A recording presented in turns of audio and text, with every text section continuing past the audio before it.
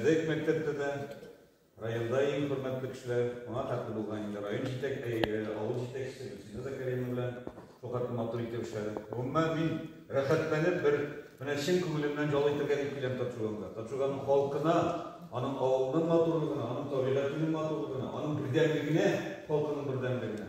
Алар инде әйтәсен үздереп әйтә дә беләләр, ял да итә беләләр. Гомумән үрнәк булып торасыз һәрбер авылга дип әйтергә кирәк. Менә бүгенге көндә 73 авыл бар бездә, районыбызда. Кызганычка каршы революциядан соң 78 авыл юкка чыккан. Менә аларның ничә еллар дәвамында барлап чыкты. Менә сез шушы 72 авылның инде иң үрнәкләреннән берсе булып торасыз. Бүген шуның белән Әбиләр шуары дигән исем астында үтә инде. Шул күңелдән тәбрик итәбез. Сезгә исәнлек, саулык, семья бәхете, бәрәкәтле тормышлар теләп калабыз.